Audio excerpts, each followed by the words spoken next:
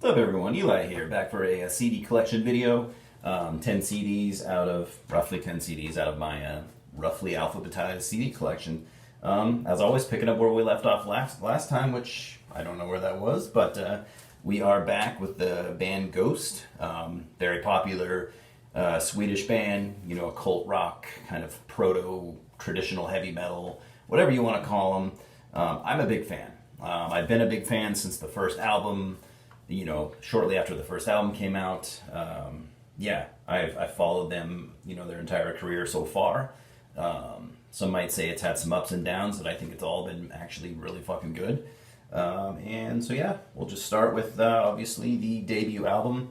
They had a short demo before this. I never had that demo, nor have I actually even heard it. But we're going to start off with their debut full length, Opus Epinimus, something like that. It came out on Metal Blade Records and Rise Above. I believe they were signed to Rise Above Records, Lee Dorian's label. And then later on, what would you call it? Licensed through Metal Blade, whatever the terminology you want to use. That's general idea. I don't know why I didn't catch on to this right away, but obviously, you know, the cover art is an homage to not Fright Night, but what's it called? The Stephen King movie. I can't drawing a blank right now. Fantastic movie though. Did I show the back? So this album came out in 2011. Obviously, I'm not gonna try to give a history lesson on Ghost. Slipcover. Began as shrouded in mystery. Nobody knew who they were. That was always kind of cool. Took quite a few years till people would catch on. Most of us still don't know all the members of the band that have came and went. We know who the brains behind the band is, Mr. Tobias Forge, he was in that other cool death metal band pre-Ghost. Repugnant. He was in Repugnant. So really cool to see his versatility. Like I said, I'm a big fan. I think Tobias, is a fucking great songwriter. I do think this is their best album, and maybe not even necessarily their best, but it is my favorite. Probably because I loved it so much when it came out, and I still listen to it, and I still like it a lot. This is probably their most evil sounding, their most kind of ominous, maybe even their heaviest. It's not a long album. It's 9 tracks. I think it just clocks in at over half an hour. If you ask me, the whole thing is memorable. Not one boring, no filler on this album. It's just so good, in my opinion. I know this one of the most polarizing bands in metal, in the last 15 years or whatever. But I've loved them since the start. I still like them a lot.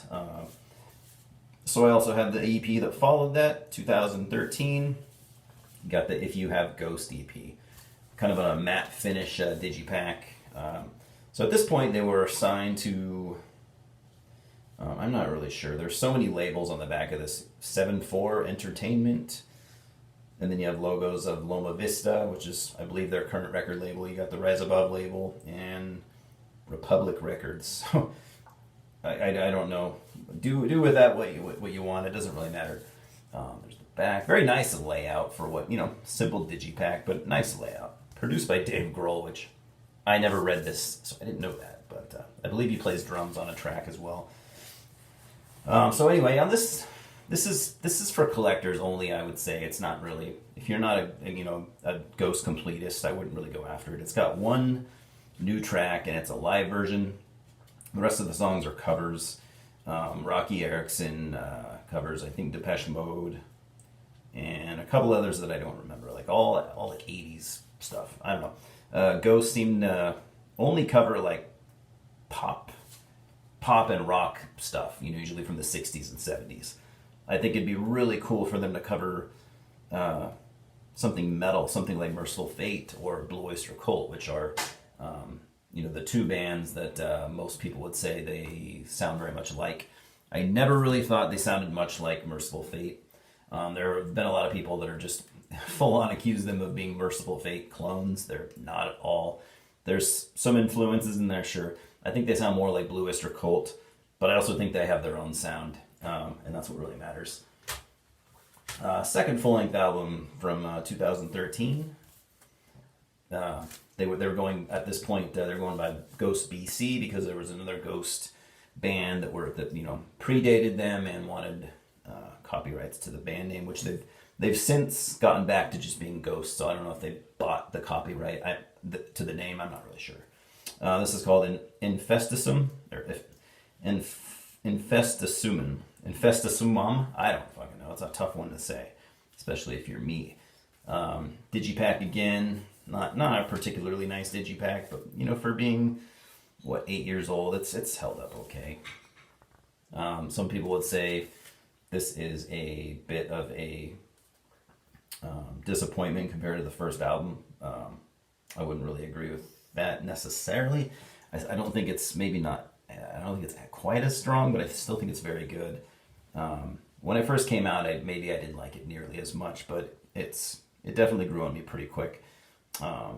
Again, all songs with tons of personality and originality. I think all the songs on here sound different, as Ghost typically will do. Then back in 2016, they would put out another EP, this time with one original track and then covers. The original track being Square Hammer. This is called Pope Store, by the way. Square Hammer, honestly, for this band kind of breaking into the mainstream, which they definitely have.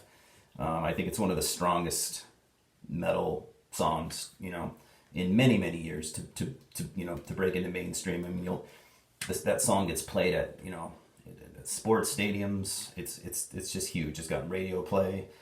One really, really good original song in Square Hammer, and then 4 covers, which are actually pretty good. I think I like the covers on here more than I like them on the previous EP. But it's worth, if you're a Ghost fan, it's worth getting just for the original track. Then they'd follow that up in 2015 with Meliora, which is arguably their best songwriting to date. Return to, they never really strayed away from being heavy, but I think this album is maybe a little more heavier than the previous full length. I don't know if I showed the back. Cool cover art as well. Excellent layout. Visually, as well as aesthetically, and as well as their actual sound. Visually a very cool band as well. Of course, always, almost every album they're doing different costumes and stuff, and they always look really cool. Very, very good song. My favorite song on this album, honestly, and there's a lot of good songs, I'd go for He Is. If you haven't heard that, or you haven't heard Ghost or whatever, just go watch that video. Very, very good video. Very good song. And then their last thing I have from them, at least on CD, their 2018 full length, Prequel. Again, amazing cover art. Maybe their best cover art yet. Flimsy digipack. I wish they would stop that, but whatever. Now, this album was kind of controversial. When it came out, I was pretty disappointed. I really liked the single Rats, the first single. Great song.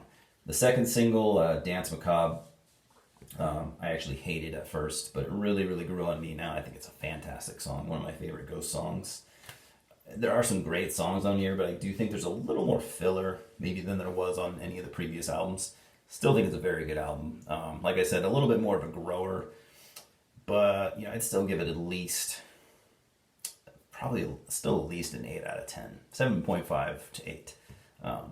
And it's leaving me really, really wondering what they're going to do for their next album. So, word is it's going to be a little bit heavier than that album. So we'll see. Next, we have two albums from the, I don't know what you would call them, kind of like psychobilly, rockabilly meets bluegrass band, the goddamn Gallops. I think this is their first album. I could be wrong about that. This came out in 2010, I think. No, I think it says 2010. I've only really gotten into this band a couple years ago, so this is the album, The Trial. Pretty decent album, but if I'm going to be completely honest, I don't like it that much compared to the other album of theirs I had. This came out in 2011. I honestly, I think this album is just a complete masterpiece. We got 7 Gallows. Digipack, this came out on Farmageddon Records. Very cool, cool label. Very nice layout for what it is, for being a Digipack. I'm not really going to go into this album too much in depth, just because these are all, all the influences and genres, that this band would use, all stuff I'm not really very familiar with. Like I said, some punk, some rockabilly, some psychobilly, lots of bluegrass. Fantastic. This is honestly one of the most brilliant albums I've heard in recent years, and it's not even metal. So for me to say that, it kind of means a lot, I would think. If you're gonna look into this band, just definitely look into this album. See what you think. Let me know what you think. I think it's phenomenal. Next, I have just a couple albums from the basically Dutch death metal institution at this point, God Dethroned. God Dethroned have been around a long time, and I don't really have any of their earlier stuff, so I really need to rectify that. I actually have some of their later albums, which are pretty good. Definitely not as good as their first 3 albums, but I have the Metal Blade 2006 release, The Toxic Touch. At this point, they started off more death metal with even maybe a little bit of black metal, a little black metal in there. I really need to get some of those albums. On this one, they became much more melodic. This is just definitely a melodic death metal album, but it's pretty good for what it is. It's not something I reach for very often. And I would much rather listen to their earlier stuff, but if you like melodic death metal, it's pretty good. It's in my collection, and it's remaining in my collection, so there's that. And last but not least, I have the 2010 Metal Blade album from God Dethroned, Under the Sign of the Iron Cross, which I actually have talked about this on this channel at length, sort of, at least my version of at length. Metal Blade Records, like I said, still very melodic. Lyrical themes are, focusing on World War II. Digipack, blah, whatever. I like this album quite a bit more than The Toxic Touch. It's still, I guess I'd still call it melodic death metal, but with a more triumphant sound. Anyways, yeah, if you've never heard them, I would definitely, you're more of a fan of just old school death metal, I definitely would recommend their first 3 or 4 albums. I would definitely start there. If you don't mind melodic death metal, keep going. Like I said, they're towards the middle of their career. They got fairly melodic, not clean vocals or anything, although I think there's a little bit of that here and there, but it's mostly just straight up melodic death metal. Done well, great musicians, great songwriters. It just depends on what your personal taste is. So anyways, that's 10 albums. All I'm going to show for now. Comic book of the day, we're going to go into, for some reason, issue 2 of Spreading the Disease, 30 Days of Night sub-series, or whatever they call that. I don't even remember if I have issue 1. Bought it. This is a random buy. I do love 30 Days of Night, however. I don't think I've ever even opened this. Cover A by Alex Sanchez. So this comic was obviously, I think I've said before, but if you didn't know, created by Steve Niles and Ben Templesmith, who are just 2 of the best dudes in comics. Very cool art, of course. It's no Ben Templesmith, but, well, this guy is pretty fucking good. Who did the art on this, by the way? Alex Sanchez. Okay. Really good artwork, actually. If you don't know much about 30 Days of Night, it's about vampires. I won't really go into detail, but great. So one of the better comic series, to be honest. There's a movie. There's a movie based on 30 Days of Night, which I actually thought, sure, it had flaws, but I think it was really, really good. Definitely one of my favorite vampire movies, so that's worth checking out too. So, anyways, that's all I got right now. I do actually have some new stuff coming in, which I haven't bought much in the last month and a half. But yeah, plenty more videos coming of just various things, mostly metal, of course. Also horror movies. I'm going to get back to, or I kind of have been getting back to the horror movie videos, but I'm going to get back into trying to do them more regularly, at least once every 2 weeks or so. But I don't think anyone's really caring, but I like doing it, so whatever. But anyways, as always, thanks for stopping by. We will talk soon, guys. Cheers.